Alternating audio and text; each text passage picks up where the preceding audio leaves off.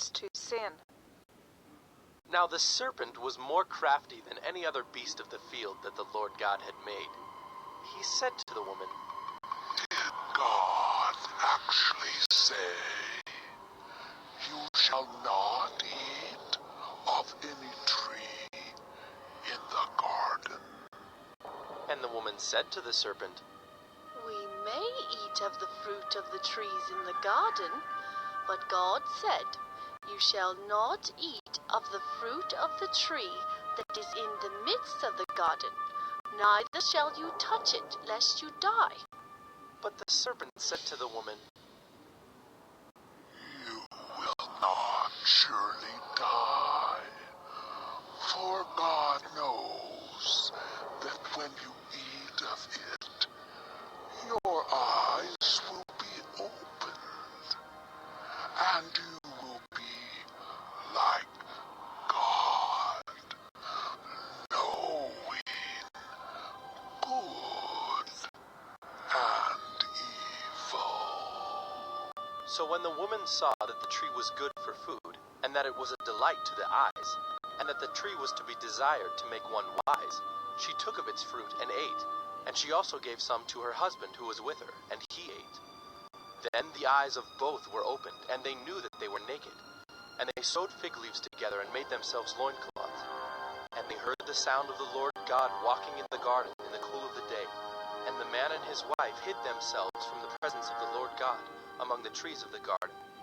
But the Lord God called to the man and said to him, Where are you? And he said, I heard the sound of you in the garden, and I was afraid, because I was naked, and I hid myself.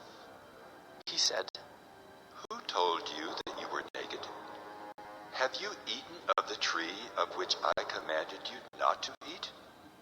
The man said, The woman whom you gave to be with me, she gave me the fruit of the tree, and I ate. Then the Lord God said to the woman, What is this that you have done? The woman said, The serpent deceived me, and I ate. The Lord God said to the serpent, Because you have done this, cursed are you above all livestock, and above all beasts of the field. On your belly you shall go, and dust you shall eat all the days of your life.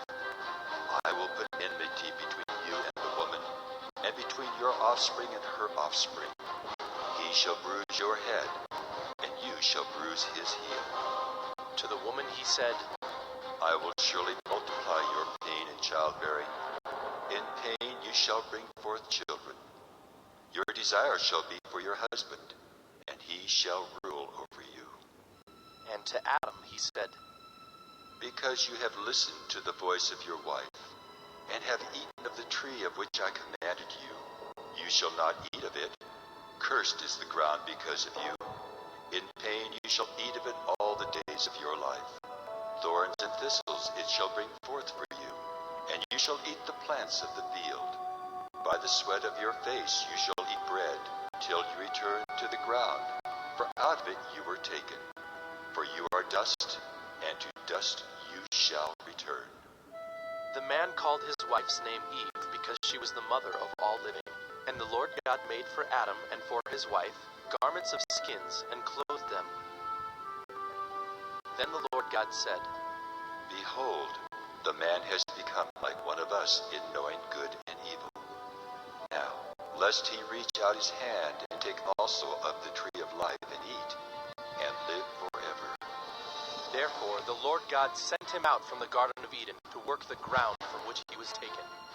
He drove out the man, and at the east of the Garden of Eden he placed the cherubim and a flaming sword that turned every way to guard the way to the tree of life.